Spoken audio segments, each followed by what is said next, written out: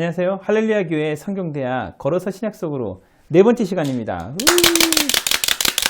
네, 지난 시간에는 3강 때는 여러분들이 잘 집중하는 것 같아서요. 이걸 별로 사용하지 않았어요. 이번 4강 때도 이것을 사용하지 않도록 여러분 집중해 주시기 바랍니다. 1강, 2강, 3강을 배우면서 여러분 어떤 생각을 하고 계시는지요? 여러분들이 1강, 2강, 3강을 배우면서 성경신학적으로 구속사적으로 한눈에 한 큐에 창세기부터 요한계시록까지 여러분들이 이해할 수 있도록 제가 좀 도와드리고 있고요. 일반 신약 성경 공부와 다르게 구약과 연결해서 그리고 성경신학적으로 또 여러분들에게 원포인트로 나아가고 있다는 것입니다. 많은 성경 공부가 있기 때문에 제 나름대로 여러분들과 나누고 싶은 부분들을 지금 준비하고 있는 것입니다. 이번 4강은 여러분 예배의 능력, 예배 전도의 기쁨입니다. 지난해 제가 배운 것처럼 성도님에게는 기도가 있어요. 성도님들이 모이면 교회예요. 교회는 뭐예요? 예배드리죠. 그 예배가 율법이 되고 예배가 형식이 되면 제가 말한 걸 이해 못할 거예요. 성령과 기도와 전도가 최고 위의 단계가 아니라 최소의 단계였다는 것을 제가 계속 말씀드리고 있고요. 그런 자격 조건이 있는 성도님들이 모여서 하나님 앞에 예배 드릴 때 놀라운 역사가 일어나는 거예요. 물론 믿음이 약한 자들이 있다 그랬죠. 제가 넌 크리스찬들도 예배에 올 수 있고요. 세례 요한의 복음을 갖고 있는 분들, 그 다음에 또 그리스도의 세례를, 성령의 세례를, 불세례를 받으신 분들이 올 수 있다는 거죠. 그래서 같은 예배를 들어도 하나님의 놀라운 역사를 경험하는 것은 다르다. 그러니까 본인이 챙겨가셔야 돼요. 여러분, 담임 목사님께서 말씀을 잘 준비했어도 여러분들이 잘 듣지 않으면 어렵다는 사실, 그것을 아시면 좋겠습니다. 자, 이제 강의 한번 들어갈까요? 자, 이제 본격적으로 예배의 치유, 우리 4강 한번 들어가 보도록 하겠습니다. 자, 보생공자. 중국에는 공자가 있지만 할렐루야 교회에는 뭐가 있다고요? 보생공자. 예, 여러분 다들 잘 하고 계시네요. 보생공자, 이번 시간에는 무엇을 준비했을까요? 한번 보겠습니다. 보생공자 준비하셨나요? 자, 하나, 둘, 셋. 짜잔. 잉? 지금 중력이라는 단어가 보이고요. 네. 그 다음에 사과가 떨어지고 있고요. 서양 사람이 있네요. 바로 뉴턴의 중력이죠. 예, 중력의 법칙. 예. 뉴턴이 지금 사과를 보고 있는데 이걸 보면서 여러분들 어떤 생각이 드나요? 한번 생각해 보세요. 그러니까 뉴턴의 중력을 발견하는 이 과정을 생각하는 것이 아니라 사과가 떨어져요.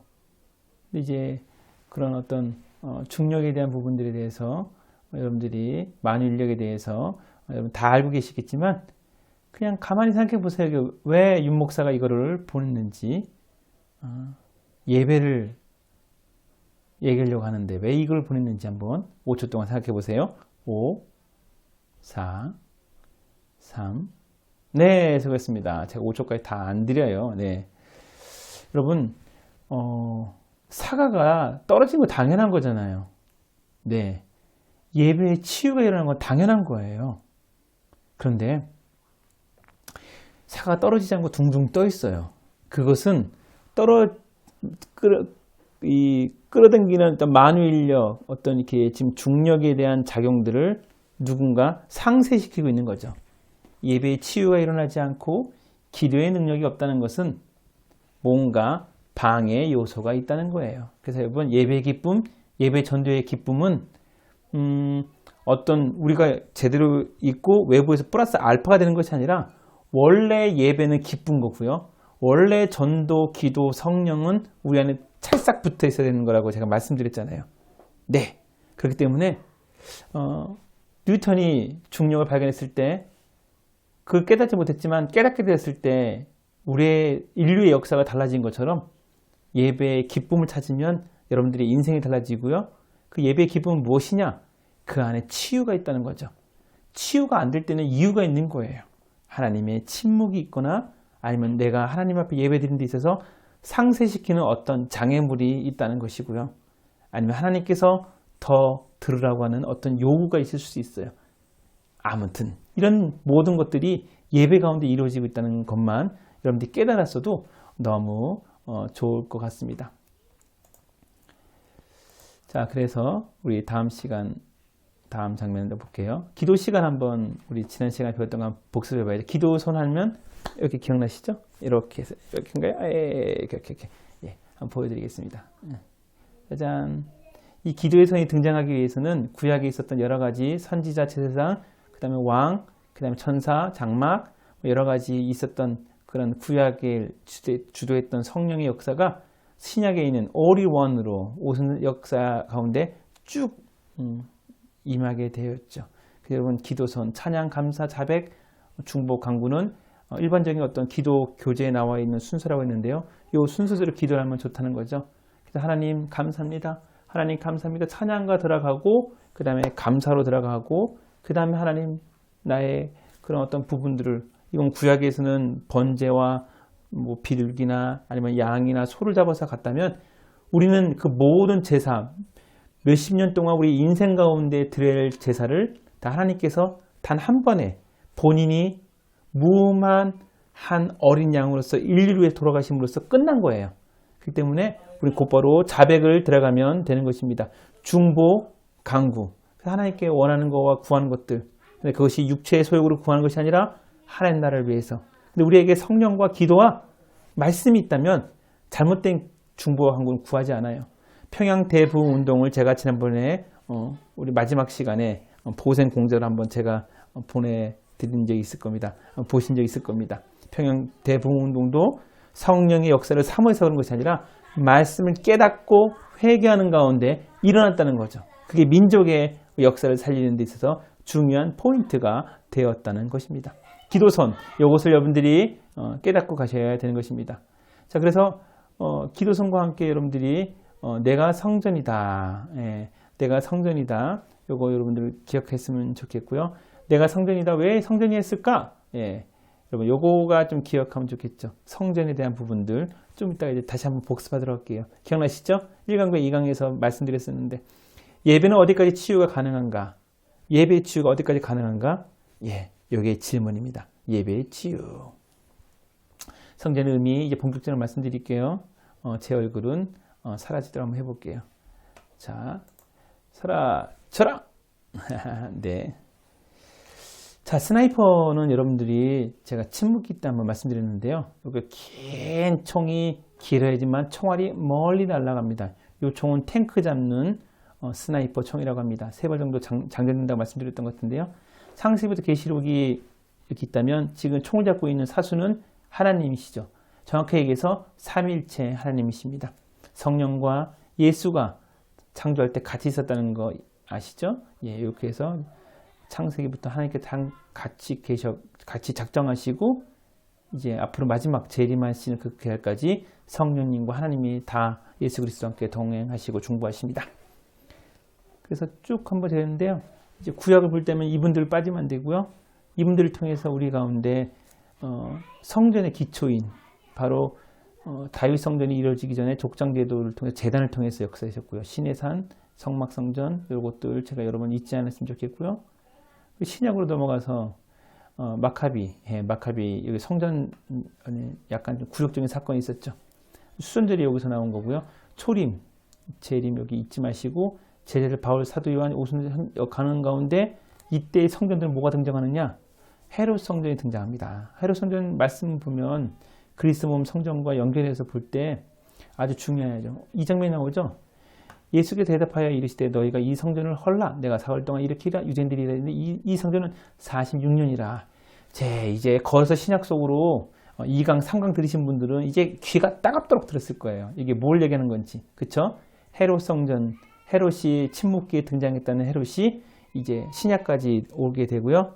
이때 헤롯 성전을 만들고는 할아버지 그러니까 아버지 헤롯이 지었던 것들을 계속해서 지었던 아들 헤롯이 지금 짓고 있는 거겠죠. 이 가운데서 예수님께서 이때 말씀하십니다. 46년 동안 이거 지었지만 무섭을 하라. 내가 3일 동안 일으키리라. 이거는 부활을 말씀하는 거죠.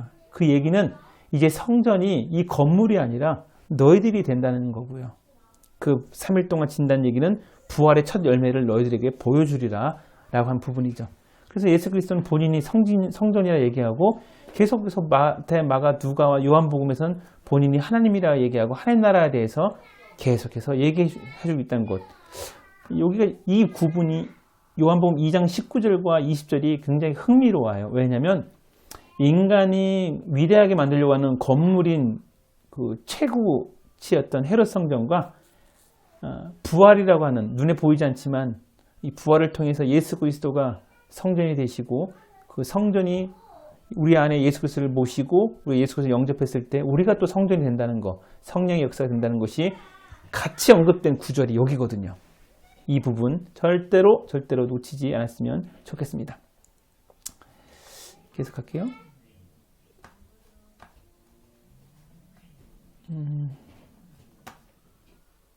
그래서 성령이 전 말씀드렸고요. 예, 교회 3장 16절, 고린도 6장 16절.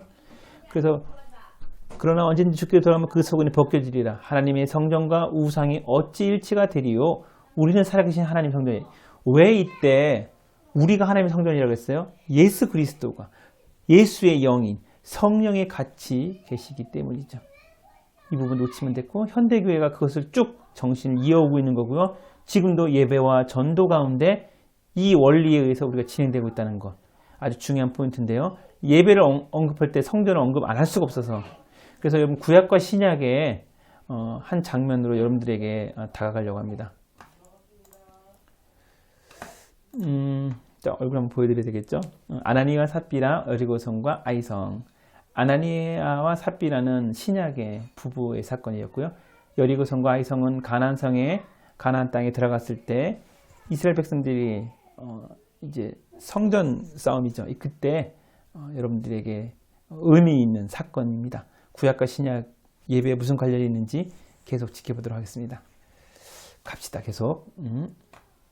자, 이것이 그 여리고 성이라고 합니다. 제 얼굴은 잠깐 사라지겠습니다. 사라질까요? 뿅. 자, 엄청 크죠. 예, 이 여리고 성인데 이거 어떻게 그 막대기만 들고 있는 이스라엘 사람들 이때 철기 문화가 가나안 땅에 발달되어 있었는데 출애굽하는 사람들에게는 철기가 없었습니다. 이거 어떻게 이걸 어떻게 무너뜨릴 수 있겠어요, 여러분? 너무 대단한 것 같아요. 예.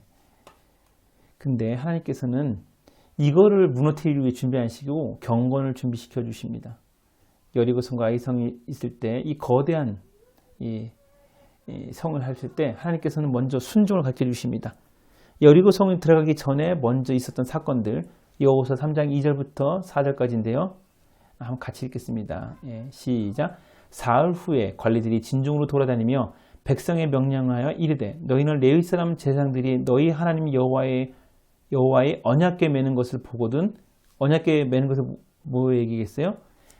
나아간다는 거죠. 이거 굉장히 중요한 부분인 것 같아요. 교회가 말씀으로 나아가기로 비전을 작정하였다면 백성들은 아멘하여 따라가야 되는 건데 믿고 따라가는 거죠. 이게 나중에 이제 요단강을 건너가게 되는데요. 그 강을 발을 디딜 때 물길이 셌다고 합니다. 비가 많이 와서. 근데 그것을 보고 너희는 그곳을 떠나 그들을 따르라. 그러나 너희가 그 사이 거리 2000규빗쯤 되게 하고 간격을 어느 정도 유지해야 되는 거죠. 왜냐하면 그게 또 이제 그 규칙이 있나 봅니다. 하고 그것에 가까이 하지는 말라. 그리하면 너희가 행할 길을 알리니 너희가 이전에 이 길을 지나보지 못하였음이라 하니라. 여리고성의 승리 이유 첫 번째는 그전 하나님께서 그들에게 순종이라는 것을 테스트하고 있었다는 겁니다. 근데 지금 이 시대 가운데서는 우리가 예배를 통해서 담임 목사님에게 하나님께서 비전을 허락하시고 그 비전을 우리에게 나아갈 길을 보여주신 거죠. 전에 구약은 모이는 성전이었다면 지금은 우리 나가는 성전이잖아요. 직장과 가정과 각자의 처소에서 하나님께서 그의 요단강과 여리고성을 만나게 해주시는데 원리는 같아요. 여호수아 3장 2절에서 4절 말씀 너희가 이전에 이 길을 지나보지 못하였습니다. 예배에 승리한 자가 직장에 승리하고요. 예배에 승리한 자가 직장에 승리하고요. 그 다음에 이 말씀에 승리한 자가 하나님의 모든 영역에서 승리할 수 있습니다. 그리고 예배에 승리한 자가 또 가정에서 승리할 수가 있고요. 그러나 실패할 수도 있어요. 그러나 다시 회개하고 돌아오는 것이 제일 중요한 포인트. 그것이 있지 않았으면 좋겠어요. 다음 포인트는 이제 환경 극복이에요. 환경 극복. 예. 환경 극복은 여리고성의 승리를 이유한 환경 극복인데 눈에 보이는 환경이 있을 거 아니에요. 여호수아 5장 2절 그때 여호와께서 여호수아에게 이르시되 너는 부싯돌로 칼을 만들어 이스라엘 자손들에게 다시 할례를 행하라 하시매. 아니 여러분 생각해 보세요. 예, 여러분 생각해 보세요. 정말 내가 만약에 이때라면 내가 정말 똑똑한 참모관이었다면 이거 반대했을 거예요. 왜? 지금 적진에 와 있고 지금 여러 가지 어려운 상황이 있는데 할례를 하는 거죠. 지금 말로는 포경수술하는 거예요. 남자가 포경수술하면은 2, 3일 동안은 절대로 힘들기 어렵습니다. 어려워요. 구약에서도 이 사건을 통해서 이제 몇 번 살인 사건이 일어나지 않았습니까? 예. 근데 하나님께서는 일부러 환경을 나쁘게 만드네요. 이유가 뭐냐면 출애굽할 때 그 아버님 세대들은 다 돌아가셨죠. 그리고 여호수아가 갈렙과 빼놓고 나머지 다음 세대들은 다 할례를 안 한 거예요. 근데 하나님께서 여기서 깜빡 잊었던 것을 생각났는지 그건 아닐 거예요. 하나님께서는 앞부분에서 순종을 강요하시고 두 번째는 너희가 하는 것이 아니라 내가 하는 것인데 거기에 이 민족의 표시일 수 있는 할례를 지금 요구하시는 거죠. 대단한 것 같아요. 예. 이 민족의 표시인 할례를 요구함으로써 그들에게 얻을 수 있는 것은 아무것도 없었어요. 그리고 이들은 그 여리고 이 출애굽하면서 구름기둥과 불기둥을 보았지만 믿음이 그렇게 좋지는 않았던 것 같아요. 그러나 하나님께서는 하나하나 테스트해 가십니다. 원리대로. 여호수아가 할례를 시행한 까닭은 이것이니 라고 하면서 나가는데요. 애굽에서 나온 모든 백성 중 남자 곧 모든 군사는 애굽에서 나온 후에 광야길에서 죽었는데 다 아시죠? 아까 말씀드렸죠? 또 이스라엘 자손들이 길가에 신쳤고 그래서 아까 그 했던 그 할례의 그 이유가 너희들은 받지 않았느냐? 아버지는 받았는데 사실 인간적 입장에서는 약간 억울한 전략이겠지만 하나님이 하나니까 다 했어요. 그리고 하나님께서 또 여리고성 치기 전에 어떤 사건이 있냐면 내가 너희를 보호하고 있다는 사건들을 또 확인해 주세요. 왜냐면 여리고성을 치기 전에 그 땅의 소산물을 먹은 다음 날에 만나가 그쳤어요. 그렇다면 여러분 여기서 알아야 되는 게 만나가 이따가 있었단 얘기잖아요. 그러니까 사람들은 옆에 구름기둥과 불기둥은 다 지금은 이제 없다고 하지만 만나 메추라기가 그래도 계속해서 내렸다는 거는 놀라운 역사인 것 같아요. 만나 메추라기 있음에도 불구하고 사람들이 불신하는 것도 이 시대의 사람들과 똑같은 것 같아요. 그러니까 예배는 항상 균형을 맞춰줍니다. 믿음이 있는 자들에게는 교만하지 않게 해주시고 믿음 없는 자들에게는 하나님 앞에 더욱더 담대함을 얻게 하는 그래서 그 땅의 소삼을 먹은 다음에 만나가 그쳤으니 그는 굶게 했느냐? 그게 아니죠. 이스라엘 사람들이 다시는 만나를 얻지 못하였고 그 해에 가나안 땅의 소출을 먹였더라. 전에 했던 교회 방식이 있다고 하더라도 하나님께서는 시대에 맞춰서 능력을 허락해 주십니다. 하나님께서는 시대에 맞춰서 주시는 거예요. 만나를 먹어야 될 때가 있고 그 땅의 소사물을 먹어야 될 때가 있는 것 같아요. 그런데 그것을 누가 주관해 주느냐? 여호와 하나님께서 주관해 준다는 그 포인트가 여기서 등장하고 있는 것입니다. 자, 그래서 이렇게 준비한 사람들에게 이제 나가게 하죠.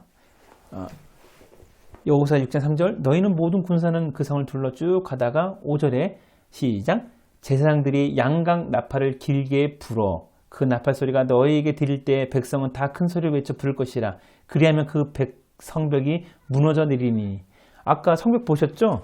이중 외벽 내벽으로 해서 이렇게 해놓고 또 언덕이 있었어요.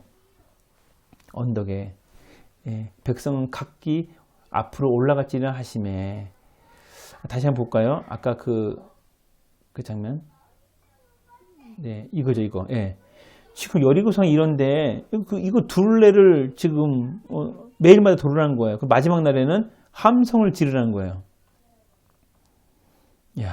여러분 5절 다 큰 소리로 외쳐 부를 것이라 그리하면 그 성벽이 무너져 내리니 어떤 게릴라전이나 어떤 하나님께서 구름기둥 불기둥으로 그런 것이 아니라 계속해서 순종을 얘기하셔요. 할례를 시키시고 그다음 먹을 것도 지금 그 소산물을 이제 적당한 선에서 멈추게 하시고 그 다음에 그냥 이렇게 돌라고 하는 거예요. 그 성을 매일 한 번씩 돌고 여세 동안 그리하라. 이게 지금 인내심이 있어야 되는 거죠. 네. 근데 다 모든 것이 순종이에요. 하나님의 모든 역사는 순종에서 일어난다. 그래서 여러분 이렇게 해서 여리고성은 무너진 거 다 아실 거죠. 근데 아이성이에요. 문제는. 여리고성은 거대했지만 성공했기 때문에 역사에 기록 남지만 아이성은 슬픈 역사입니다. 그런데도 성경에 기록되어 있죠. 성경의 메리트는 그거 같아요. 인간의 어떤 그늘까지도 잘 보여주고 있다. 예. 여리고성이 이만하면 아이성이 요만해요. 장난감을 이제 비교해서 얘기하면 요런 정도라는 거 여러분들이 아시면 좋겠고요. 근데 아이성이 패배한 이유는 하나님께서 이제 얘기하죠. 7장 10절. 여호와께서 여호수아에게 이르시되 일어나 어찌하여 이렇게 엎드렸느냐. 여호수아가 이제 뭐가 뭔지 모르는 거예요. 그러니까 하나님 앞에 이제 기도로 나아가는 거죠. 그랬더니 하나님께서 말씀하십니다. 11절. 이스라엘이 범죄하여 내가 그들에게 명령한 나의 언약을 어겼으며. 언약이 뭐라 그랬어요? 하나님 백성 되심. 하나님이 백성 되게 하려고 내가 너희에게 이러이러하라고 했는데 규칙을 어기지 않았느냐? 또한 그들이 온전히 바친 물건을 가져가고 도둑질하며, 이 온전히 바친 물건이 뭐냐면 그들에게 나아가서 이렇게 전쟁에서 이렇게 얻은 것들을 하나님께서 온전히 번제를 태워버리라든지 이런 명령들이 있었는데, 이것들이 사람을 말하는 것이 아니라 그것들을 가지고, 물건을 가지고 취한 거예요. 그러니까 일을 할 때, 하나님이 일을 할 때 이게 내 일이라고 생각했을 때는 범죄가 되는 거예요. 이 사건이 이제 아나니아와 삽비라의 사건이 나오는데, 우리가 교회 일을 하더라도 이게 하나님께 일을 한다고 하는데 본인의 의를 나타내거나 본인의 습관대로하는 것 때문에 하나님의 영광을 가진다? 지금 아이성 같은 일이 벌어진다는 것입니다. 예, 그래서 온전히 바친 물건을 가지고 도둑질하며 그것을 속이고 그것을 그들의 물건 가운데 두었느니라. 예, 그래서 혼나죠.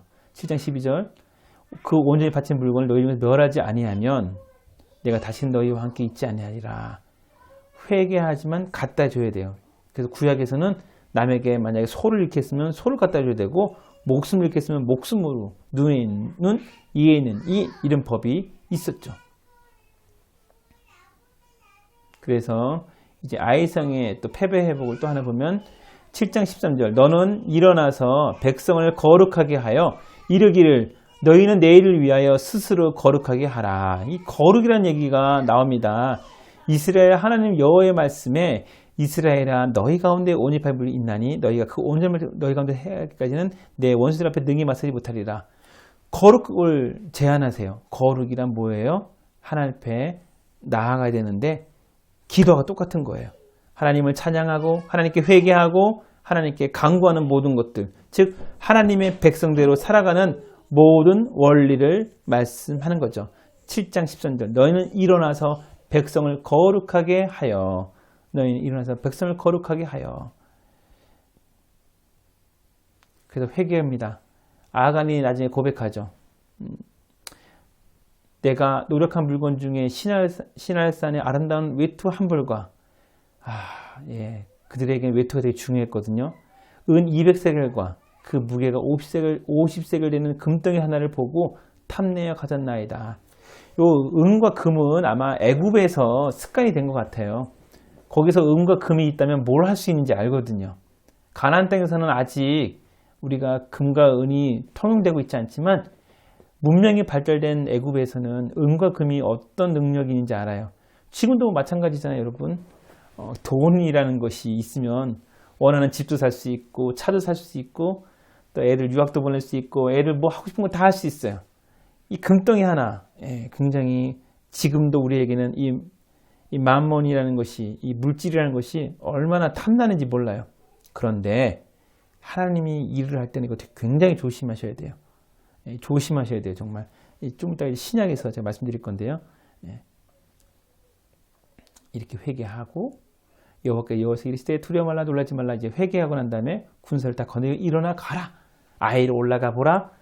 가라 보라 내가 아이 왕과 그의 백성과 그의 성읍과 그의 땅을 다 내 손에 넘겨주었으니 하나님의 일은 바로 요거 같아요.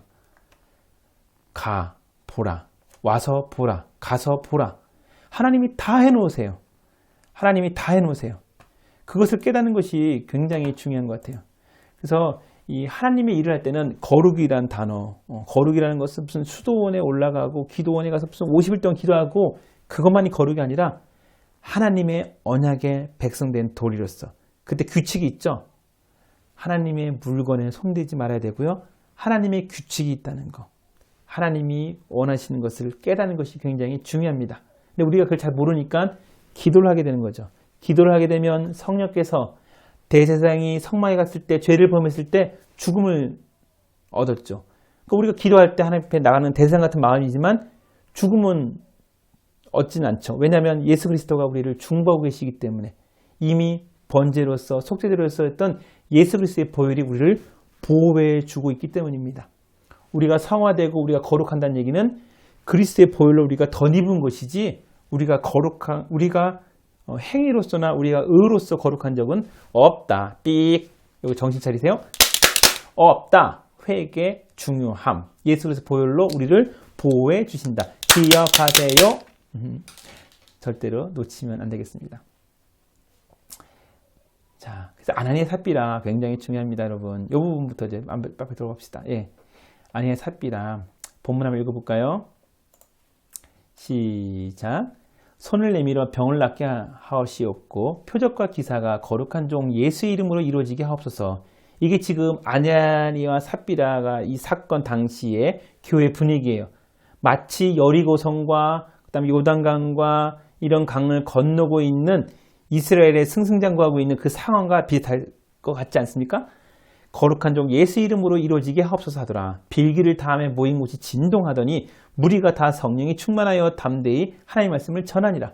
믿는 무리가 한 마음과 한 뜻이 되어 모든 물건을 서로 통용하고 자기 재물을 조금이라도 자기 것으로 하는 이가 하나도 없더라. 우리 교회에서도 우리 한국 교회에서도 이런 역사가 일어날 때도 있었고요. 또 요즘은 또 안 일어나는 곳도 있긴 한데 중요한 것은 모든 교회가 이것을 사모합니다. 교회가 빌기를 다음에 하나님의 역사가 일어나기를 누구나 다 원하겠죠. 그리고 하나님의 말씀이 전파되기를 누구나 원하겠죠. 그리고 오는 성도들이 모두가 다 복지의 은혜를 누려서 우리 교회 부자도 있고 가난한 사람도 있지만 믿는 무리가 한 마음이 되어서 우리 교회에 있는 모든 어려운 사람들도 도움이 되고요. 또 우리 성남시와 또 야탑동과 또 주변에 성도들이 있는 주변 지역에도 우리 교회가 도와주면 너무 좋겠잖아요. 그래서 교회의 영향력이 미래의 잠정적인 교회잖아요.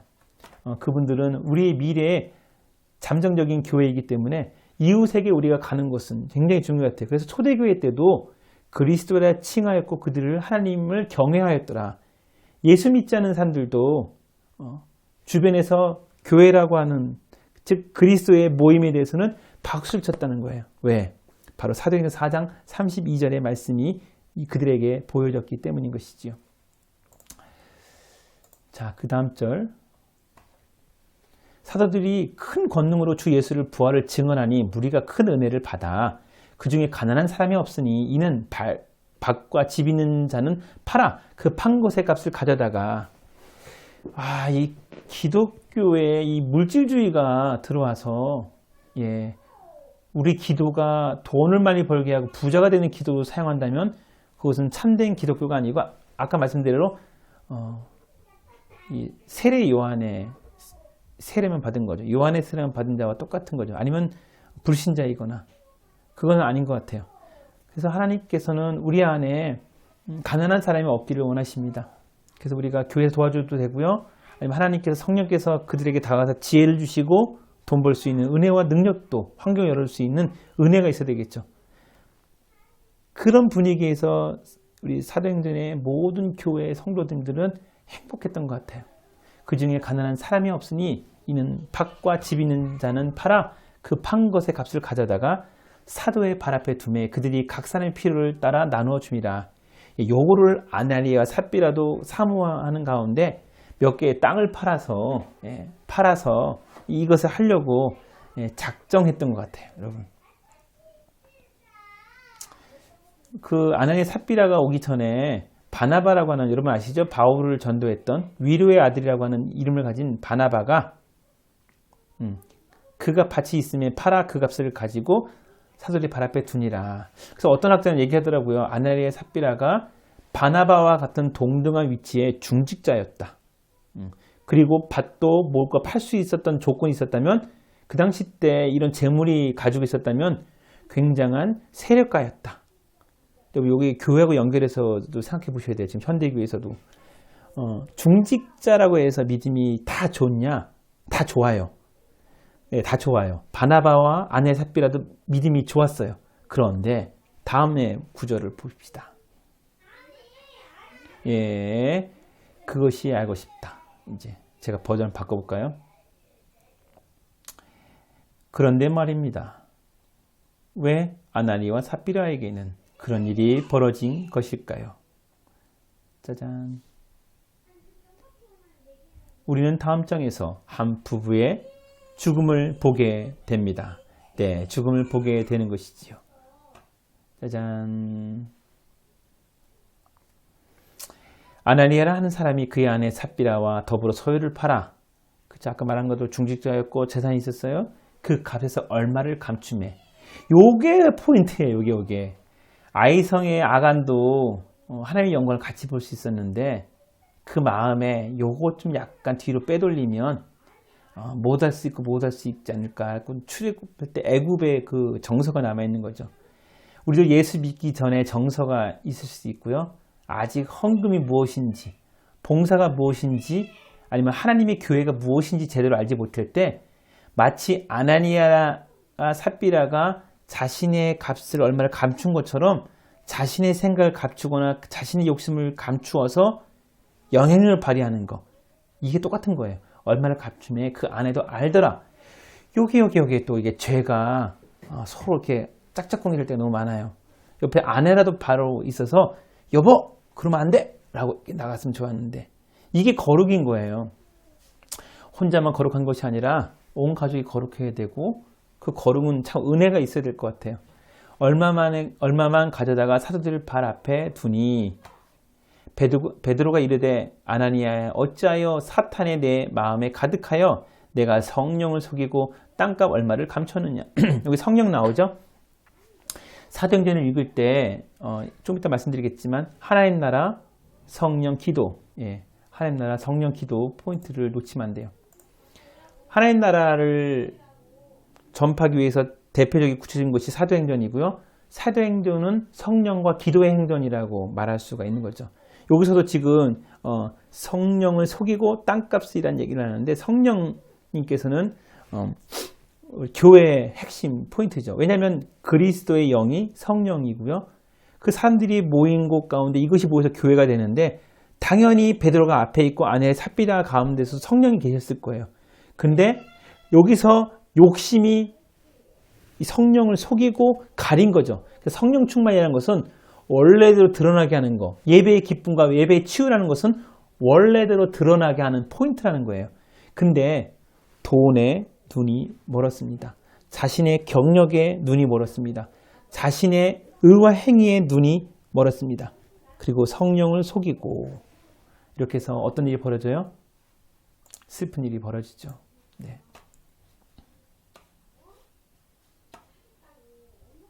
땅값을 얼마를 감추느냐. 우상의 탐욕이 그의 눈을 멀게 하고 얼마를 감추게 되고, 그 다음에 감추게 되고, 이 꼭 마치 에덴 동산의 사건을 말한 것 같네요. 감춘다, 숨긴다, 부끄러워진다. 그리고 죄가 협력하는 사건들이 보죠. 아담과 하와처럼 죄의 협력이 지금 창세기에 있던 그 사건이 지금 여기도 일어났다는 포인트. 그러니까 인간의 죄는 창세기부터 시작해서 쭉 주님 오실 때까지 반복이 동일하기 때문에 우리가 따로 성령 충만이라는 것을 배울 것도 아니고 성경만 읽어도 깨닫게 되는 것 같아요. 그러니까 평양 대부흥 운동이 일어날 수 있었죠. 마음이 가득하여. 가득했다는 얘기는 우리가 성령의 생각과 그리스도의 생각과 말씀으로 가득하면 성령 충만이라고 하는 거거든요. 그럼 사탄이 내 마음에 가득하다는 얘기는 그 성령이 사라졌느냐, 그게 아니라 가리는 거예요. 그리스도의 영광을 가리고 성령을 속이게 되는 거죠. 그래서 다음 포인트는 볼게요. 예, 아이성의 패배의 왕이 중요한 것 중에 이제 구약에 보면 범죄하여 언약을 어기고 온전히 바침을 가져다가 했는데 똑같은 패턴이 벌어지고 있다는 걸 아까 말씀드렸죠. 우상 탐욕, 죄의 협력.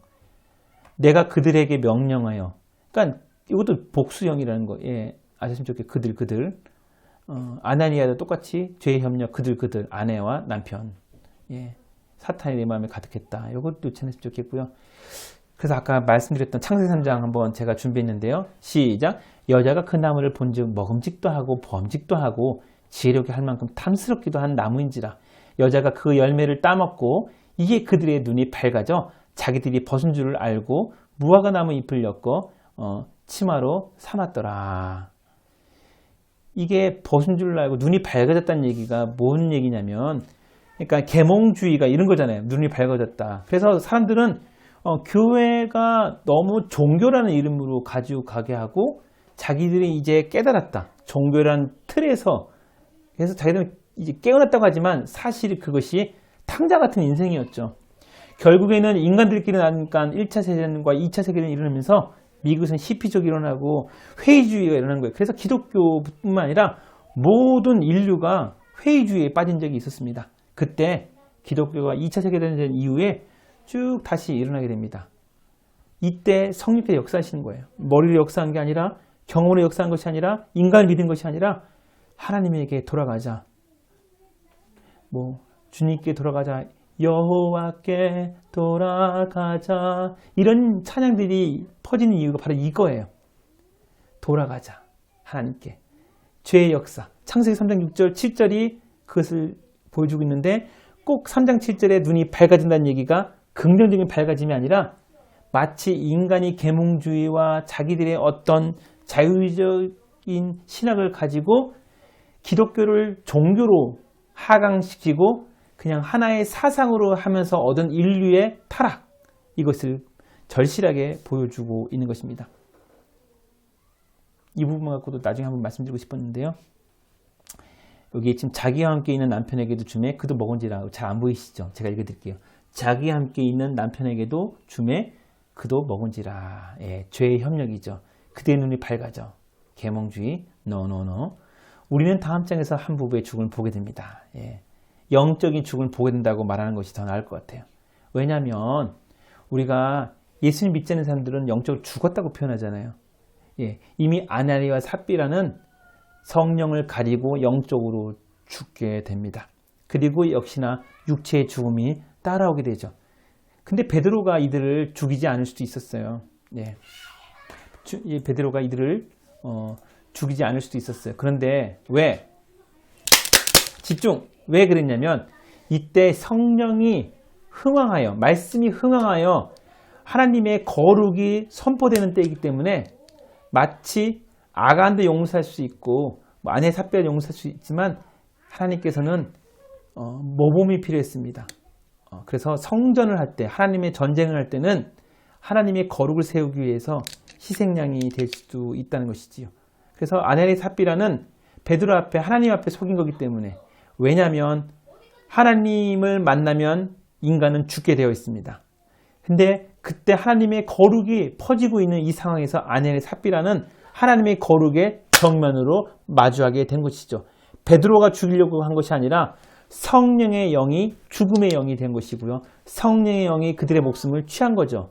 그 이유는 소극적으로는 거룩을 교회 가운데 몸을 보여주기 위한 거였고요. 적극적인 해석은 그들이 하나님을 직접 보고 있는 그 초대교회의 역사 가운데 그들이 정면으로 하나님을 마주하게 된 거죠. 시험대에 오른 것입니다. 근데 그들은 죽게 되었어요. 죄를 가지고 하나님께 나아가면 죽게 된다. 예. 그들은 죽음을 맞이하게 되었고 많은 사람들이 놀랬죠. 왜냐하면 중직자였잖아요. 그분들이. 그리고 그분들이 돈이 있었고 또 그분들이 나쁜 일 하려는 것이 아니라 교회에 헌금을 하려고 하는 건데, 여러분, 헌금을 많이 하고 교회를 많이 하는 것도 참 중요하겠지만 하나님 앞에 거룩한 것이 더 중요하다는 것이 여기서 나옵니다. 그러니까 예배라는 것은 그런 것 같아요. 예배를 잘 드렸다면, 예배를 잘 드린다는 것은 성령님과 교통하는 거고요. 우리의 기도를 잘 사용한 거거든요. 그렇게 했다면 아냐리와 삽비라는 그렇게 가지는 않았을 건데, 우리가 기도를 잘 드리고 예배를 잘 드렸다면 아냐리와 삽비라는 영적인 죽음을 맞지 않고 작은 영적인 것이 살아있다 하더라도 이것이 거대하게 되어서 자기가 했던 욕심들을 회개하고 인생이 바뀌어질 수 있었다. 예배를 잘 드리면 목숨이 연장된다. 이것을 여러분들이 오늘 보시면 좋겠습니다. 예배를 잘 드렸다면, 그들이 하나님 앞에 성령의 교통을 잘했다면 이렇게 되지 않았을 것입니다. 다음 장면 보겠습니다. 네, 다음 장면 계속 볼게요. 자, 아래의 문장에서 우리는 수수께끼의 비밀이 있습니다. 땅이 그들이 있을 때 내 땅이 아니면 판 후에도 내 마음대로 할 수가 없더냐. 지금 베드로가 설명해 주는 거예요. 어찌하여 이 일을 내 마음에 두었느냐? 사람에게 거짓말하는 것이 아니요 하나님께로다. 예배에 빠지고 예배를 망치는 것은 우리 담임 목사님에게나 교구 목사님에게 죄를 짓는 것이 아니라 하나님께 짓는 거예요. 그래서 사람 보고 교회 다니는 거 아니잖아요. 하나님 보고 다닌다는 것을 절대로 잊으시면 안 돼요. 아나니아 이 말을 듣고 엎드려져 혼이 떠나니 이 일을 듣는 사람들이 다 크게 두려워하더라. 여러분, 크게 두려워해야 돼요. 그래서 예배를 드릴 때는 두렵고 떨리는 마음으로 절대로 잊으시면 안 됩니다. 거짓말 것이 하나님께로다. 예배는 영과 진리로, 신령과 진정으로, 그것이 바로 아냐리 삽비라가 인생의 마지막을 보여주면서 우리에게 주시는 교훈입니다. 중간에 복습 한번 할까요? 언약이란 하나님께서 우리를 자기 백성 삼으신다는 그 약속을 말한 거고요. 그 다음에 언약이란 바로 어린아이, 구약에서는 이렇게 어린아이처럼 그냥 주는 대로 했다면, 초대교회 때는 열심히 뛰지만 어린아이들도 말을 안 듣잖아요. 그러니까 이거 하지 말라고 했는데 하지 말았는데, 그래서 매를 들은 경우가 많죠. 초대교회 사건이 일어났고요. 기독교의 긴 역사 가운데 우리는 이제 성숙해졌습니다. 구약과 신약이 뭘 말하는지 알고 이렇게 유튜브를 통해서 성경대학을 경험하는 것도 굉장히 좋은 것 같아요.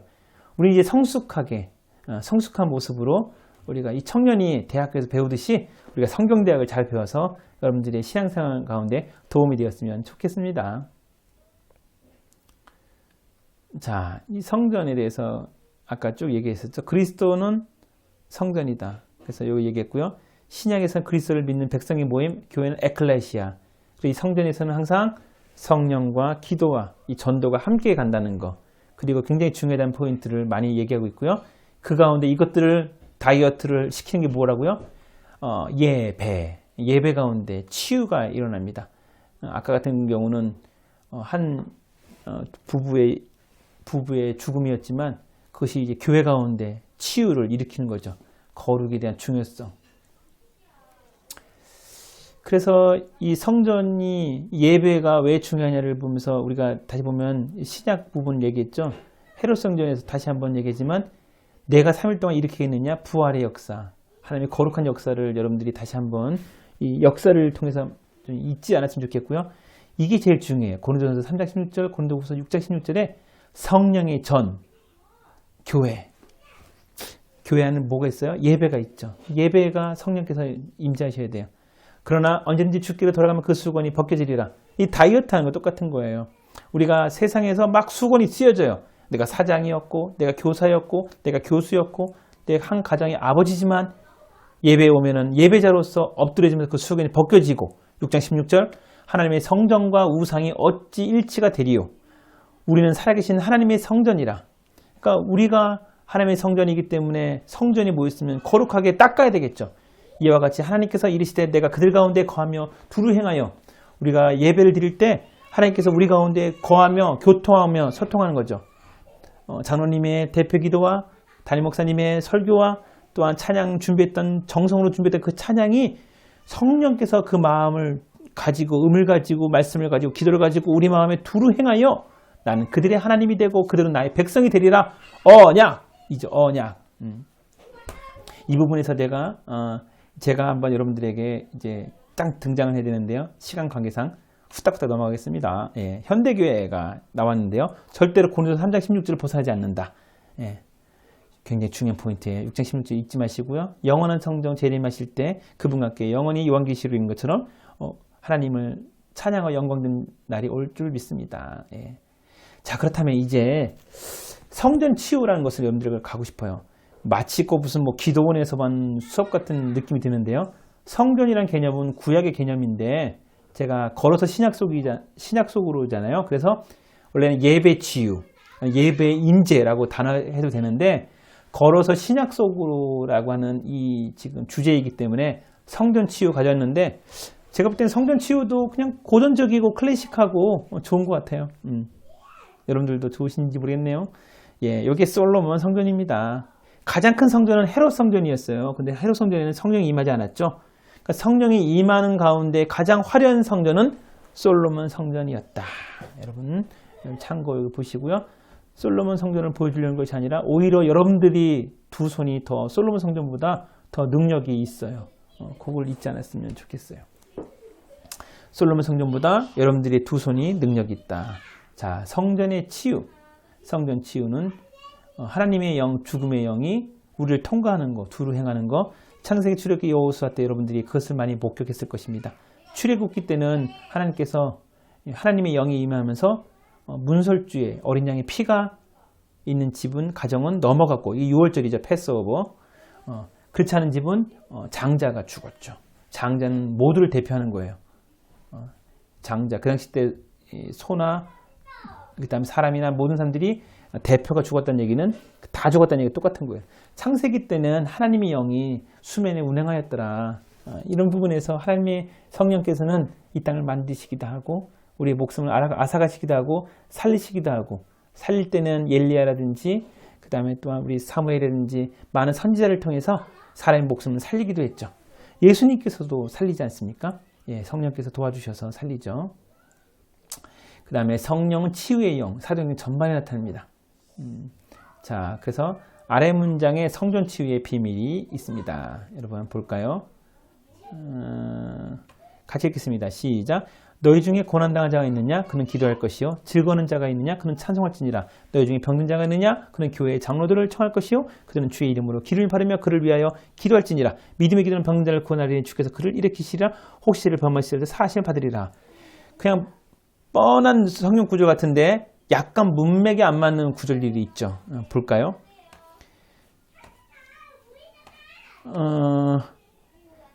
너희 중에 병든 자가 있느냐? 교회의 장로들을 청할 것이. 이때의 장로는 그 당시 때 그 감독이라고 하는 마치 그 지금의 목사라고 하는 정도 되고요.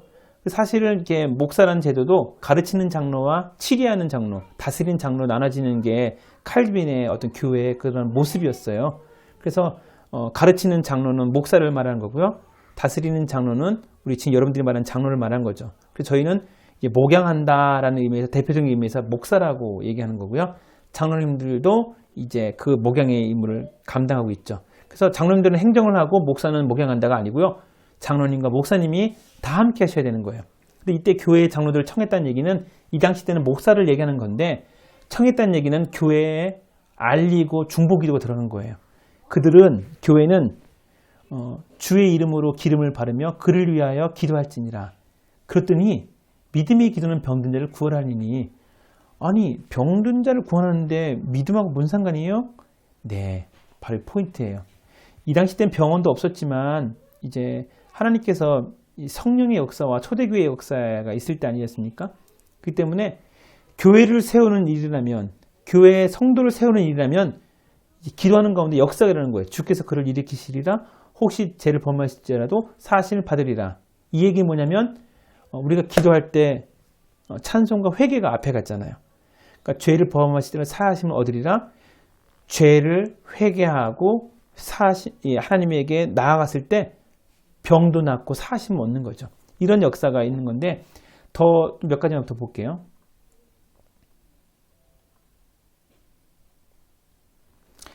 그래서 다음이 이제 구문이 그런데 병을 날라 기도하는데 왜 죄를 서로 고백하냐고요. 바로 기도의 능력이에요. 아까 제 장로를 청하거나 교회 장로를 청했다는 얘기는 교회가 움직인 거예요. 교회가 움직인 거고 교회는 바로 성도들의 바로 그런 모임 아닙니까? 그런 모임인데 너희 죄를 서로 고백하며 하나님이 제일 기뻐하시는 것이 뭐냐면 형제가 서로 화합하고 연합하는 거예요. 그러면 어떻게 되느냐? 내가 너희에게를 병이 낫기를 기도하라. 서로 기도하라. 의인의 강구는 역사에는 힘이 큽니다. 여기 앞에 하고 좀 약간 헷갈릴 수 있는 게 의인이라는 것은 하나님에게 기도하는 자가 의인이 아니라 하나님에게 기도하는 자는 회개를 해야 되죠. 죄를 서로 고백하며 병이 낫기를 서로 위해 기도하는 자가 의인인 거예요. 의인인 것은 하나님의 뜻대로 행하는 자가 의인이죠. 그래서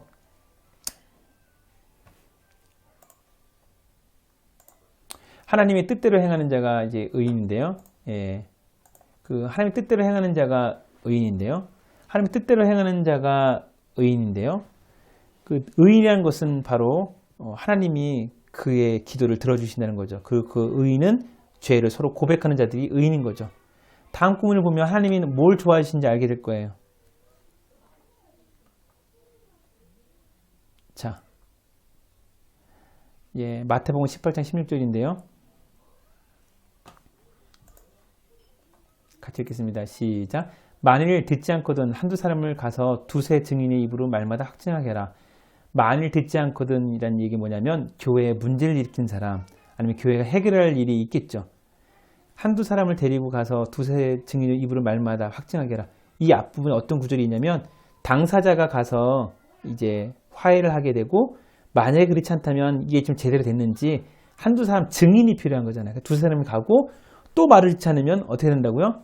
이 구문에 보면은 그들의 말도 듣지 않거든. 그러니까 두 번 갔어요. 교회에 청하여. 제가 좀 사라져야 되겠네요. 예, 한번 볼게요. 자, 뿅. 예. 만일 그들의 말도 듣지 않거든 교회에 말하고 교회의 말도 듣지 않거든 이방인과 세례같이 여겨라. 그러니까 이 얘기 뭐냐면 하나님이 가장 기뻐하는 것이 서로 화해인데 세 번이나 가서 용서를 한번 받아보라는 거죠. 개인이 가고 당사자가 가고 두세 사람이 가서 옆에 가서 예를 들면 방장님하고 우리 또 이렇게 옆에 성도님들이 친하신 분들이 가고 권사님들이 가고 세 번째는 교구 목사나 우리 또 교구 장로님께서 가셔서 이제 교회 말하고 교회 말도 듣지 않거든 이방인과 생같이 여겨라. 이만큼 철저했어요. 그런데 이것을 얘기하려는 것이 아니라 사실은 이거를 얘기하려고 했던 거죠. 진실로 그래갖고 방금 전에 이렇게 하고 난 다음에 다음 17절이죠. 18절 그 다음에 진실로 너에게 이르노니 무엇인지 너희가 땅에서 매면 우리는 항상 기도할 때 열심히 모여서 우리끼리 그냥 마음 있는 사람들이 모여서 그냥 작정해서 기도원 가서 요구하면은 너희가 땅에서 매면 하늘에서 매일 것이요. 그 다음에 무엇인 땅에서 풀면 하늘에 풀리라 이런 얘기를 갖고 이제 인용을 하는데요. 근데 성경이 말하는 포인트는 그게 아니라는 거죠. 보시면 이 앞부분에 어떤 내용이 있어요? 형제와 두 번이고 세 번이 가서 화해를 해라. 그리고 화해를 해서 너희들이 오게 되면 너희들 마음이 너무나 내 마음의 기쁨이 마치 탕자가 돌아온 아버지의 마음처럼 니네들이 무엇인지 땅에서 매면 하늘에서 매일 것이요 무엇인지 풀면 하늘에서 풀리리라. 진실로 너에게 내가 다시 이르노니 너희 중에 두 사람이 땅에서 합심하여 이게 의인이잖아. 야고보에서 말했던 의인이 합심하여 기도하면 하늘에 계신 아버지께서 그들을 위해서 이루게 하시리라. 그 다음에 나오는 핵심 포인트가 바로 이거죠. 두세 사람이 내 이름으로 모인 곳에는 나도 그들 중에 있느니라. 우리가 기도의 열정과 기도의 포인트에서만 이거 봤다면 교회로는 입장에서 한번 보기를 원합니다. 예배의 치유와 예배의 능력이 있는 이유는 그 예배 가운데 하나님이 회개가 있기 때문이고요. 그 회개 가운데 하나님이 너무 기뻐하시기 때문에 담임 목사님의 말씀과 장로님의 기도와 찬양대의 이거와 더불어서 그들에게 간구하며 기도하는 것들을 다 이루어주는 거예요. 그래서 두세 사람이 내 이름으로 모인 곳이 어디예요? 교회잖아요. 소그룹일 수도 있고 그것도 교회예요. 그럼 너희가 땅에서 매면 하늘에서 매일 거라는 놀라운 능력의 선포, 약속, 언약 무엇인지 땅에서 풀면 하늘에서 풀리라는 이 놀라운 약속들이 계속해서 이루어지고 있는 것이죠. 이것이 바로 예배의 치유예요. 예배의 치유. 바로 회개의 역사가 바로 있었고요. 형제의 화해가 바로 예배의 역사가 바로 있었습니다. 그것이 전제 조건이 되었을 때 놀라운 예배의 능력이 일어난 거예요. 그래서 여러분 집회 치유 집회라든지 또한 집회가 오는데 많은 능력이 있는 이유가 강사님들이 회개의 역사를 많이 일으키거든요. 그래서 병이 낫는 거예요. 하나님께서 놀라운 역사가 있죠. 18장 20절 여러분들이 꼭 포인트 놓치지 않았으면 좋겠고요. 이것이 영적 전쟁이에요. 그래서 사단은 우리에게 예배를 제대로 드리지 못하게 하려고 방해를 많이 합니다. 일에 얽매일 때도 있고요. 가족의 어떤 언쟁 때문에 힘들 때 있고요. 목사도 방해할 때가 있고요. 그래서 예배 전에, 예배 하루 전날 다른 목사를 위해서 기도팀들이 움직이잖아요. 그 이유가 바로 여기에 있죠. 영적 전쟁. 그들이 예배에서 영적 다이어트를 하지 못하도록 마귀가 틈타는 것입니다. 그래서 여러분, 거룩은 동사예요. 치열해요. 내가 어저께 성경 많이 읽었고, 내가 어저께 좋은 일 하고 전도 많이 하고, 어저께 은혜 받았다 하더라도 오늘 무너질 수 있어요. 동사. 근데 백성, 하나님의 언약의 백성들은 명사예요. 계속 지켜보잖아요. 우리가 실패하고 거룩하지 못하다 하더라도 백성을 지우진 않아요. 하나님께서. 근데 거룩은 상할 수 있죠. 너희는 거룩하라 거룩하라. 누구에게? 백성에게 계속 얘기하는 거죠. 이 포인트 놓지 않았으면 좋겠습니다. 그래서 우리 거룩은, 우리의 동사는 하나님의 말씀과 기도로 거룩해지니라. 우리가 기도 아까 얘기했죠. 성도의 능력 가장 포인트 기도라는 거. 그리고 어저께 그러니까 그 지난 시간이죠. 예, 지난 시간에 제가 말씀드렸죠. 다시 할게요.